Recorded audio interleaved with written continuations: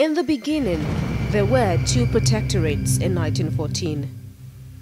Whether the British colonialists agree that the unification was based solely on selfish economic sentiments isn't our focus. But the northern and southern regions were joined and somehow expected to unite.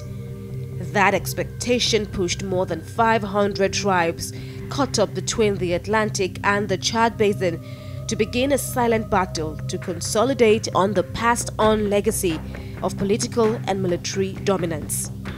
This struggle to unify multiple identities eventually degenerated into a coup, a counter-coup, and a bloody civil war.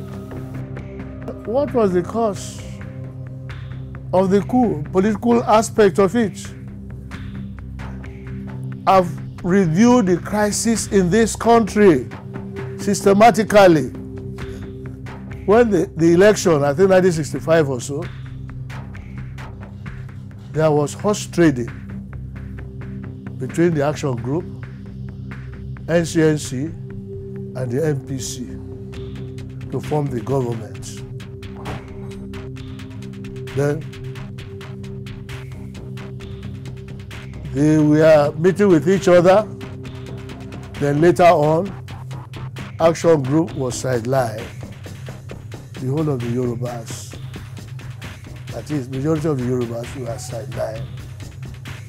The NCNC and the NPC, Northern People's Congress or Nigerian People's Congress later, they formed the government with Tafawa Balewa as the Prime Minister, Azikiwe as the President. And they gave ministerial appointment to some Yoruba people. I don't know whether Farika was there. A couple of them. But they made Samuel Akintola the Premier of Western Region after the emergency rule was over. And then Chief Obafemi Awolowo found himself in prison. Samuel Ladoke Akintola decided to form a coalition with the Nigerian People's Congress. So NCNC, they were sidelined. Because in the alignment of things, they were shortchanged. The Igbo did not like it. And the army cannot plan the officer cannot plan a coup unless they were prompted by civilians. The Nigerian Civil War broke out on July the 6th, 1967. It was officially 904 days of sorrow, tears, and blood.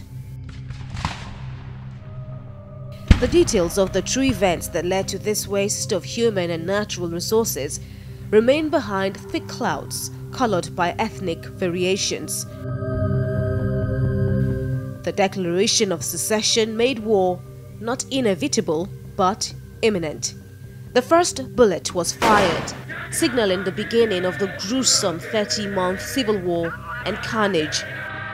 Brothers killed brothers, women and children fled from their homes into the bushes, seeking refuge.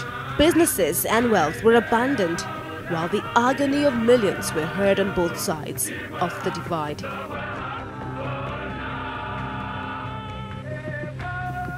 No one was exempted from the war. Child soldiers were recruited and trained to defend themselves and communities, while women gathered intelligence for either side. As long as you are 10, 15, you become their fighting troop. They enlist you forcefully, and as long as you can aim and shoot, you are okay for them. They wasted these children heavily because child soldier, no matter whether you are brave or you are coward, you cannot make it in battle. It was a complete waste of human resources.